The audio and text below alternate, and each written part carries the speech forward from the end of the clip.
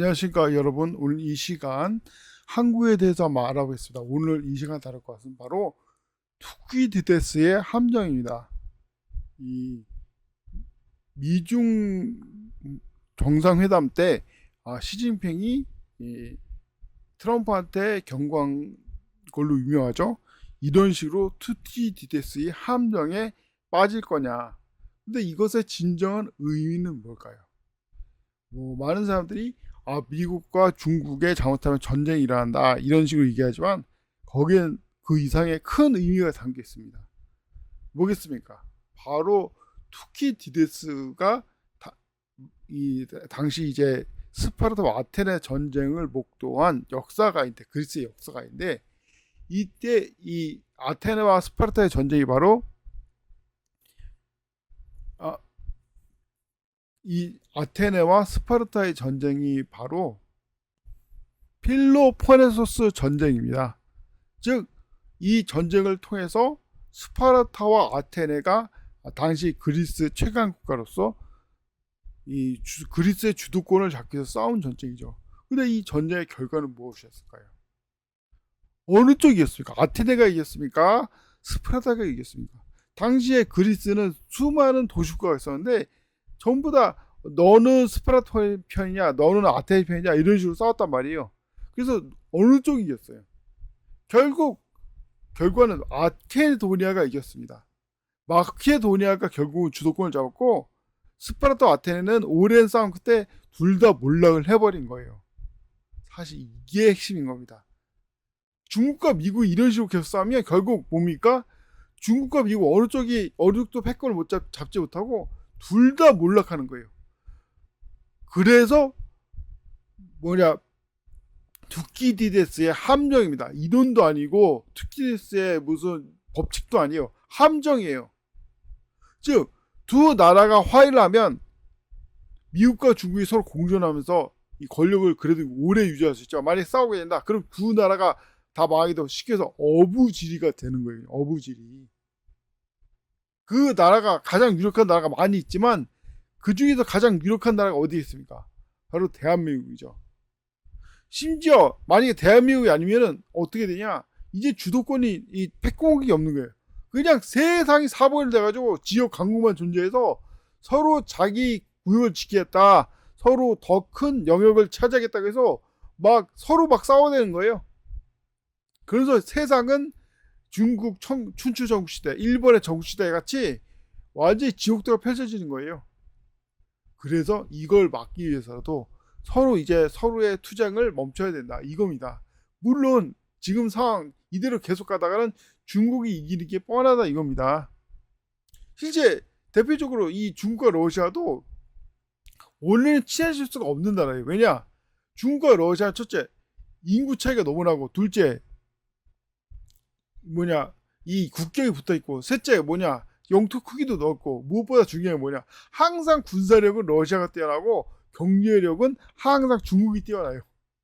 이거는 바뀔 수가 없는 민족성 자체가 그래가지고, 그러다 보니까 이 두 나라가 가장 경계한 나라는 미국이 아니라 오히려 러시아는 중국은 러시아를 경계하고 있어요. 근데 이 두 나라가 왜 친해집니까?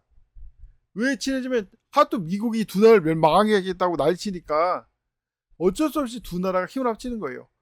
그렇지만 이 여전히 경계의 눈빛을 이제 버리지 않고 있고, 그러다 보니까 어부지로 오히려 북한이 더 이익을 보는 거예요. 실제로 러시아 제국 시절에 시베리아 횡단철도를 놨을 때도 그 종착지가 어디였습니까? 바로 블라디보스톡이었고, 블라디보스톡이 이 조선을 통해서 중국과 교육을 하려고 했잖아요. 몇 번 충돌한 적 있어요. 이미 이 러시아랑 중국. 근데 충돌이 잘못하면 대전쟁으로, 세계대전으로 비화돼 버린 거예요. 중국과 러시아 전쟁으로. 그래가지고 이 제국의 경험을 통해서 두 나라가 일부러 싸움을 회피하고 있는 겁니다. 즉 다시 말하지만 투키디데스의 진정한 의미는 뭐냐? 미중 전쟁을 통해서 미국과 중국이 어느 한쪽에 패권을 갖는 게 아니에요. 잘못하면 미국과 중국 동시에 몰락하게 된다 이겁니다. 그리고 제3국이 어부지리를 얻게 되고, 그 가장 유력한 나라가 바로 대한민국입니다. 그럼 자, 대한민국이 그러면 어부지 얻을 수 있으니까 중국과 미국의 싸움을 부추기는 거냐? 이거는 멍청한 쪽발이 생각이고, 아니 쪽발이니까 그런 식으로 일부러 미국과 러시아, 영국과 러시아의 분쟁을 조장해가지고 어부지를 얻으려다가 잘못해가지고 결국 중일전쟁으로 비화되면서 결국 미국하고 맞짱을 뜨게 된 거니까. 사실 이것도 음모가 있는 게 나름대로 이제 나중에 밝히겠지만 미국이 아시아를 직접 통치하기 위해서 일본을 속인 것도 있고 일본을 석유 금수 조치로 억압한 것도 있어요. 하지만 일본의 자업자득이죠. 일본이 멍청한 생각을 갖고 있으니까. 그런 것처럼 이 중국과 미국의 전쟁은 결코 한국에 도움이 되지 못합니다. 잘못하면 대한민국이 이 전쟁에 끌려 들어갈 수 있고 다시 제3국이 이 이득을 취할 수 있지만 그것도 이제 이룰 뿐이고 잘못하면 세계가 사분을 돼가지고 세계대전만도 못한 그런 더러운 식으로 뭡니까? 대표적인 문제는 미국과 중국의 분열이에요. 왜 분열이 무섭냐? 지금 미국과 중국의 핵무기가 수천 발 있지 않습니까? 만약에 그 쪼개지는 나라들 하나하나가 적게는 10발, 많게는 수백 발의 핵무기를 갖고 있어 보십시오. 과거에는 몇 개 나라만 핵무기 통제할 수 있었는데 지금은 쪼개진 미국과 중국이 각 나라들이 다 핵무기 갖고 있으면 어떻게 그걸 통제할 수 있을까? 누구 쐈는지 어떻게 알아요? 핵무기를. 결국 세계대전 벌어지고 불가하다 되는 일은 시간 문제가 돼버리는 거예요. 그래서 오히려 미국과 중국이 몰락하더라도 다음 세상에 새로운 패권이 나타나지 않으면 더 큰 문제가 생기는 겁니다. 쉽게 말해서 너무 골치 아파지는 거예요. 바로 이런 함정에 빠지지 말라 이겁니다. 그래서 투키대스 다시 말하지만 이론도 아니고 법칙도 아니에요. 함정입니다. 탄재 아니 명확한 징후나 그런 게 있는 것도 아닌데 그냥 의심 때문에 그런 생각 때문에 그런 어떤 관념 때문에 자기가 패권을 유지해야 된다는 관념 때문에 혹은 후발 국가가 선발 국가를 무너뜨리고 자기가 패권을 줘야 된다는 그런 망상 때문에 결국 전쟁이 벌어진다 이겁니다. 물론 지금은 중국이 유리해요. 그래서 미국이 어떻게든 중국한테 패권을 잃지 않으려고 발악을 하고 있지만 사실 이것은 발악입니다. 왜냐? 성리의 예언에 따르면은 원래 러시아와 중국은 안 망해요. 대화할 때까지 살아있습니다. 왜? 아니 대화할 때까지 살아있어야지. 러시아는 전전년 만에 이스라엘 침략하는 고가 마곡의 주역이 되는 거고 중국은 아마키톤 전쟁의 주역이 되는데 왜 망합니까? 더구나 미국도요. 미국은 휴거가 되면 이제 그리스도인들이 다 올라가 버리기 때문에 그냥 사본을 내버려요. 90점이다 그리스도인이 없어지기 때문에 즉 일장 춘몽이라고 한여름밤에 꽁이 돼버린 거예요. 그냥 왜 그런 거에 연연합니까? 지금 이 마지막 때 더 예수님의 재림을 소망하는 그래서 복음을 더 전해야 되는 이 시간에 왜 같은 기독교 국가를 망치지 못해가지고 안 되냐 이거예요.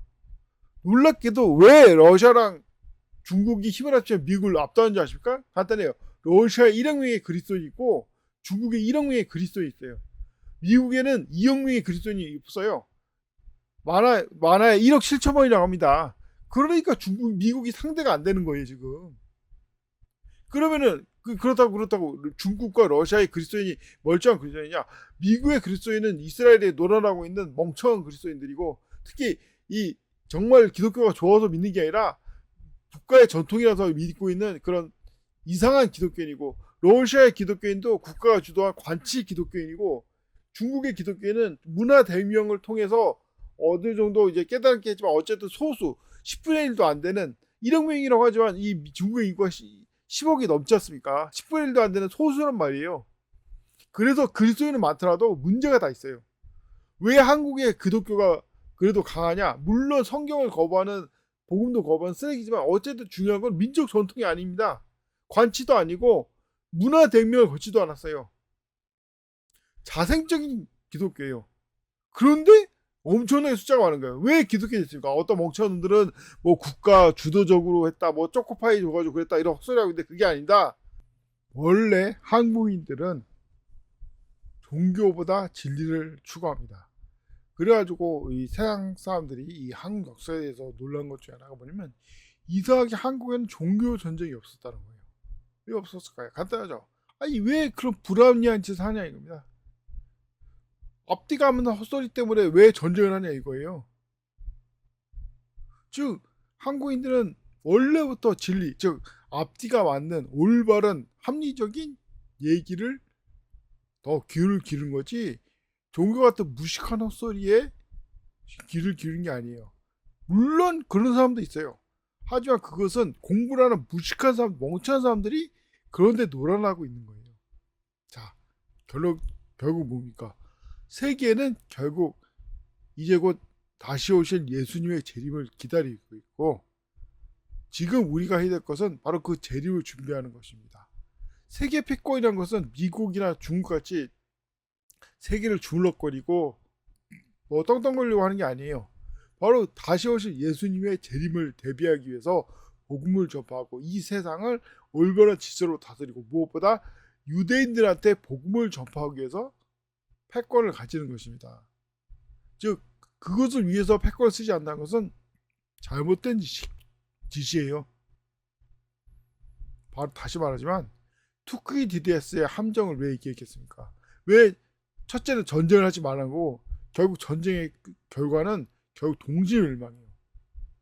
잘못하면 세상이 이 패자도 없이 이 지옥도로 빠져들게 된 그런 짓을 하지 말라는 겁니다. 특히 미국에 있는 그리스도인들이 어리석은 사탄에 꾀에 빠져가지고 세상에서 2위, 3위 제일 그리스도인이 많은 중국과 러시아를 상대로 전쟁하려는 마귀의 함정에 빠지고 있습니다.